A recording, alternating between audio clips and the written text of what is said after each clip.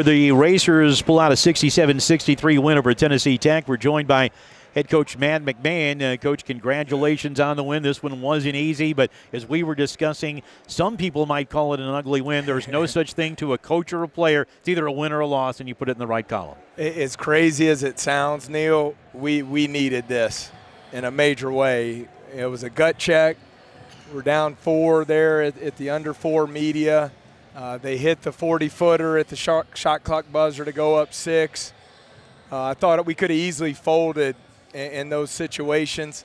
We had a lot of self-inflicted wounds in the second half, but I'm so proud of our guys. They just gutted it out and found a way to get it done. And when you go on the road, heck when you're at home, they don't give you extra credit for how many you win by. You just want to get the win and get out of there. So really proud of our guys and the way they competed tonight.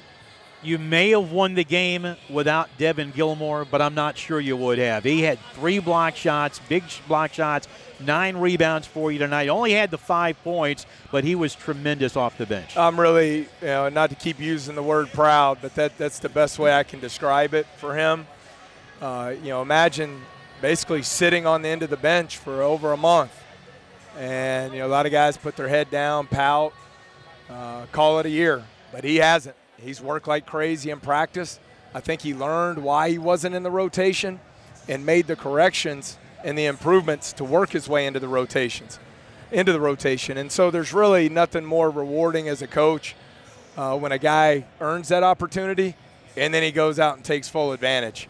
And I thought his athleticism and effort was tremendous. 9 rebounds, 3 huge block shots for us. Coach, part of your scout that you thought you could attack in transition and try to get some baskets. You got 20 points in transition today, and that's something that we haven't had recently, and the Racers were able to take advantage of what you thought you could get. Well, Kenny, too many mistakes in transition offense. I think we were a little anxious there. Right. We got to clean that up, but the thing I got to make sure our guys understand, the reason we were able to get those opportunities is because we defended like crazy tonight. I mean, we guarded. They made some plays, all right, but when you look down and see they shot 36 from the floor, 29 from 3, and that gives you the opportunity to get out and transition and make plays. Ja, 5 steals. Again, especially when it's Ja getting the steals, you're automatically out on the break. And you knew that they were very good at getting to the free throw line. Yeah. Tech, not a great team shooting them as they came in shooting 61%, but they shoot 77 tonight against the Racers. But I thought you did a good job of second half of keeping them off the line as they really were attacking you in the first half. Well, when we had the 7-point lead in the first half, that's how they got back in the game. Yeah. They put us in some rotations, and we ended up fouling. And they got to the line, and credit to them. They came in 350th in the country in free throw percentage. And we didn't do a good job making a miss there at the line because they go 76% tonight. But, no, I thought we were better defensively in the second half, a little bit more disciplined. They hit some shots, but I thought they were tough ones. Hey, Coach, I wanted to talk about a change in the starting lineup. You went with Darnell Court. He didn't have any points at halftime, but he had 4 assists. And he ended the game, had 6 points in the second half, ends with second in rebounding for you with 8. And I thought all in all did a pretty good job in there. Well, you look at it, Neil, in league play coming in tonight, he's averaging 12 and 7. He's been very productive. He gives you a presence down there on the block and a guy you can feed the ball into, not only to score, but he's a very good passer. And I thought you saw that in the first half. He passed out of the double team that led to some easy baskets for us. Those decisions are tough. When you're trying to determine the best rotation or starting lineup, so on and so forth. And as a coaching staff, we try and look at it 2 ways. Number 1, practice, performance, and production. And then 2, we don't always get it right, but just what we feel is best for the team at that moment in time. And, I thought that was what was best for us. And, I thought Darnell, while he didn't shoot it well, he's got to get to the free throw line and finish those.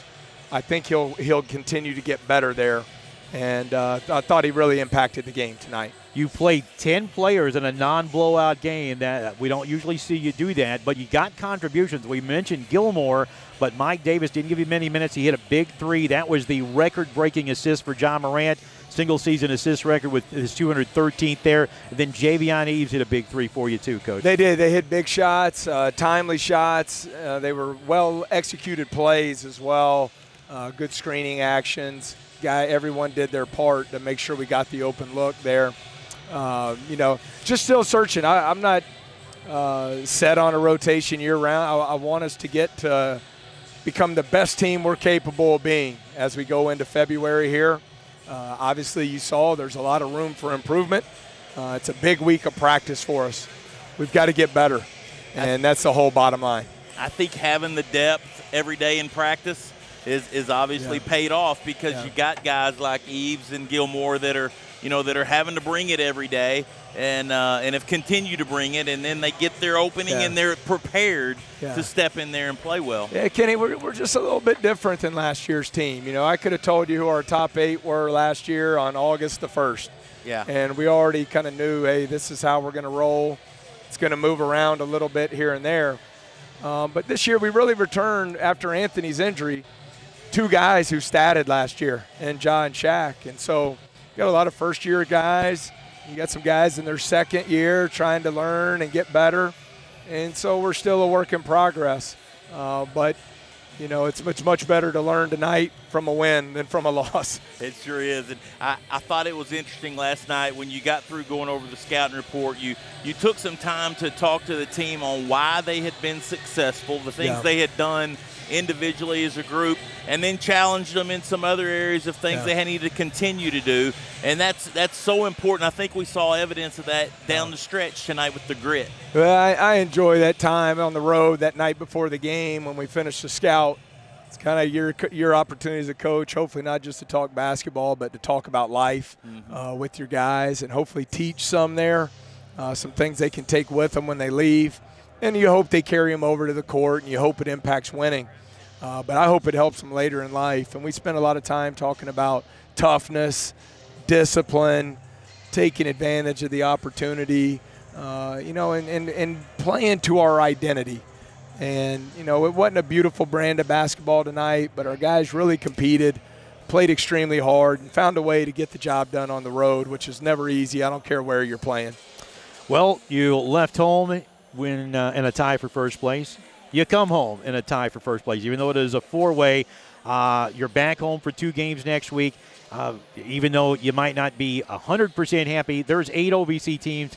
They'd trade places with you in a heartbeat, Coach. You're still in a really terrific spot heading home for 2. Yeah, Neil, we accomplished what we needed to from our meeting last night. Said the short-term goal is we got to find a way to win tomorrow night. I don't care how we get it done. Let's get it done. And we were able to do so. Sorry, Ja just walked out, and it's like a rock star, with all the celebration. And then the second thing is, long-term, we got to get better. And so we're in a good position. It's a big week of practice. We got 2 home games coming up. And if my memory serves, we had over 16,000 people at the CFSB Center last weekend for our 2 games. I hope we'll have another monster crowd. We had a ton of Murray State fans here tonight. Yeah. Can't thank our great fans enough for all the support that they continue to give our guys. Matt, thanks for the visit. Congratulations on the win. I'll see you on the bus. All right. Thank you, Neil. Thanks, Kenny.